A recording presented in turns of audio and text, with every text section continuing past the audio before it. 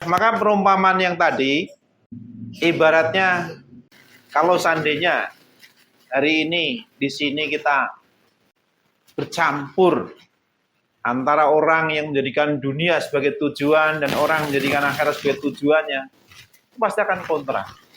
Pasti. Sekarang hal kecil saja kalau tujuannya dunia, dagang aja bisa rebutan lapak kan?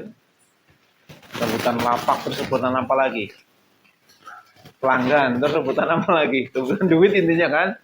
Nah, jadi dari hal kecil aja udah seperti itu. Lah kita hari ini di sini diajak untuk membela yang hak.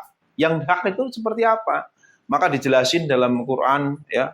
Yang kalau kita bahas tentang bab-bab yang lain, hak itu ya akhirat. Ketika kita agama ini masih tujuannya akhirat, mengajak manusia tujuan akhirat, itu benar. Tapi kalau sudah agama itu sudah terkontaminasi untuk menggapai perhiasan dunia, itu sudah salah. Banyak ayatnya. Nah, sukakah saudara berjuang membela hak tetapi bersama orang-orang yang buruk perangainya? Mau nggak? Kita tujuannya akhirat tapi kita bareng sama orang-orang yang masih tujuannya dunia. Perang Hunain, itu Rasulullah berperang, ada sebagian pasukannya ditaruh di atas gunung.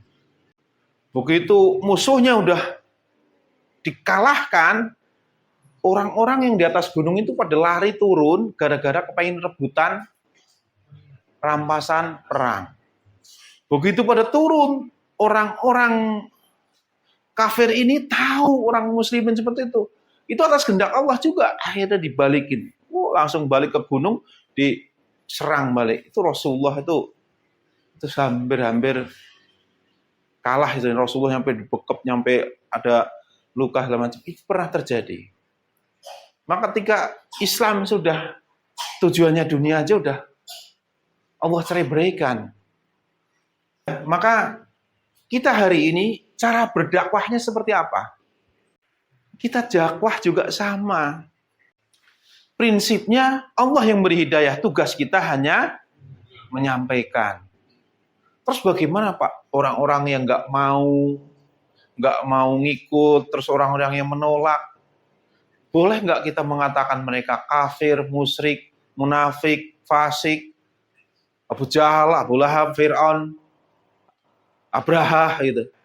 Boleh nggak? Nggak boleh. Jangan sekali-kali kita ungkapkan itu. Itu predikat, label yang Allah berikan kepada manusia. Kita manusia dengan manusia, itu nggak bisa melabeli mereka seperti itu. Karena bisa jadi suatu saat mereka dapat hidayah. Orang yang musuhi habis-habisan, tahu-tahunya dapat hidayah. Saudara udah jelekin mana-mana. Gimana? Ada orang gini-gini, wah si Fir'aun gitu kan. Begitu dia dapat hidayah, ternyata pembelaannya lebih hebat daripada saudara. Gimana? Itu pernah terjadi pada zaman Rasulullah. Siapa yang kenal Abu Jahal? Jadi Abu Jahal itu saya mengenal, tapi nggak kenal ya. Saya mengenal tapi nggak kenal. Abu Jahal itu kan orang yang paling musuhi Islam kan? Anaknya ada yang tahu nggak namanya siapa? Ikrimah bin Abu. Ini anaknya karena anaknya orang pembesar Quraisy, tiap hari ya latihannya perang. Ya makanya dia hebat dalam peperangan. Kaum muslimin itu banyak yang dibunuh oleh dia. Tapi siapa yang sangka pada suatu saat dia dapat hidayah, dia hijrah ke Madinah, jadi pembela Islam yang luar biasa. Khalid bin Walid juga sama.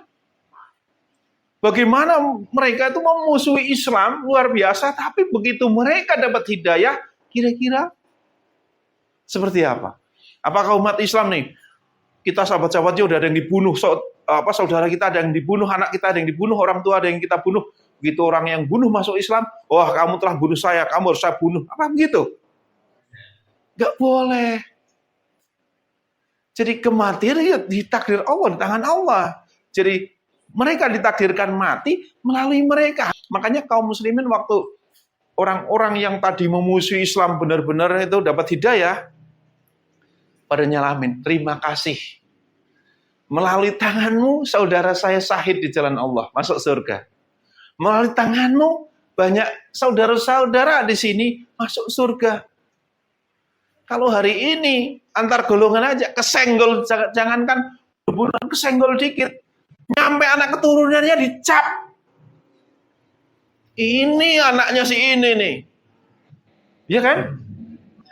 Walaupun dia udah berubah, ini anaknya ini, ya pasti begitu gitu. Gimana itu Islam? Jadi nggak ada istilah seperti itu ya. Maka kita buka Quran surat Al-Baqarah ayat 256. Bismillahirrahmanirrahim. Tidak ada paksaan dalam menganut agama Islam. Sesungguhnya telah jelas perbedaan antara jalan yang benar dengan jalan yang sesat. Barang siapa ingkar kepada Togut dan beriman kepada Allah, maka sungguh dia telah berpegang teguh pada tali yang sangat kuat yang tidak akan putus. Allah Maha mendengar, Maha mengetahui. La ikraha fid-din, nggak ada paksaan dalam beragama Islam. Maka kita dakwah kita tugasnya cuma menyampaikan, menjelaskan sampai jelasnya perbedaan antara yang benar dan yang salah. Kalau orang dia nggak mau, kira-kira kenapa? Ya karena Allah belum memberikan hidayah. Terus kenapa dia nggak dikasih hidayah? Jangan-jangan amal buruknya masih dominan terhadap aktivitasnya. Dia banyak beramal buruk. Makanya kita disuruh apa dalam berdakwah? Amar ma'ruf, nahi mungkar. Mengajak mereka berbuat baik. Dan mencegah kemungkaran. Jadi ajak mereka berbuat baik yang jadi sebab dia mendapatkan hidayah. Jadi nggak ada paksaan. Ntar, wah nggak mau. Oh Fir'aun, Abu Jahal, Abu Lahab kamu. Kira-kira boleh nggak? Nggak boleh, ya kan? Hari ini nggak mau, suatu saat siapa tahu masih mau. Rasulullah pernah berdakwah ke Taif. Ada yang tahu Taif? Saya sendiri nggak tahu. Ya karena saya belum pernah ke sana. Jadi dia berdakwah ke Taif. Begitu di sana dimusuhin, nyampe dilemparin batu sambil lari. Begitu lari ngumpet di semak-semak, di pohon kurma kalau nggak salah. Itu ditawarin, itu penduduk Taif gimana kalau dibinasakan? Rasulullah jawabnya apa? Malaikat Jibril nawarin. Jangan, siapa tahu anak keturunannya mereka ada yang Itulah kelembutan Rasulullah dalam berdakwah. Bismillahirrahmanirrahim. Dan orang-orang yang mendustakan ayat kami akan kami biarkan mereka berangsur-angsur ke arah kebinasan dengan cara yang tidak mereka ketahui. Quran surat Al-A'raf ayat 182. Bagi kita hari ini, saudara yang di sini, kalau dakwah keluar, kita harus akhlak yang kita tonjolkan. Tapi saudara di sini, ingat, ketika ayat demi ayat saudara ingkari, akan menjadikan saudara berangsur-angsur ke arah kebinasan dengan cara yang tidak diketahui. Artinya apa? Saudara nggak sadar ternyata udah sesat. Jadi atas kehendak siapa? Atas kehendak Allah. Karena apa? Saudara mengingkari ayat-ayat. Maka sebagaimana dalam Quran surat At-Takasur ayat 1-3 diterangkan, Bismillahirrahmanirrahim. Bermegah-megahan telah melalaikan kamu sampai kamu masuk ke dalam kubur. Sekali-kali tidak, kelak kamu akan mengetahui akibat perbuatanmu. Di sini terangkan, bermegah-megahan itu menjadikan orang lalai, orang sesat, nggak sadar kalau dia telah tersesat sampai dia masuk kubur. Sekali-kali tidak, di sini sekali-kali tidaknya itu tidak akan menyadari kalau dia telah tersesat. Kelak kamu akan mengetahui akibat perbuatanmu itu. Kelaknya di mana? Di dalam kubur. Mau nggak saudara menjadi orang yang tersesat tapi nggak nyadar ternyata telah tersesat? Silahkan bermegah-megahan. Tapi banyak orang cita-citanya seperti itu kan? Padahal ayatnya jelas. Terus diterangkan di ayat-ayat selanjutnya. Seandainya kamu mengetahui dengan pasti, niscaya kamu sudah dihadapkan ke neraka jahim. Itu sudah jelas, ya. Bismillahirrahmanirrahim. Sungguh mereka yang beriman dan mengerjakan kebajikan, kami benar-benar tidak akan menyia-nyiakan pahala orang yang mengerjakan perbuatan baik itu. Quran surat Al-Kahfi ayat 30. Ingat, kembali lagi, ajak manusia untuk berbuat baik. Ajak manusia untuk beramal soleh. Sehingga dengan kebaikannya, dengan kesolehannya inilah menjadikan sebab-sebab orang terbimbing ke jalan hidayah.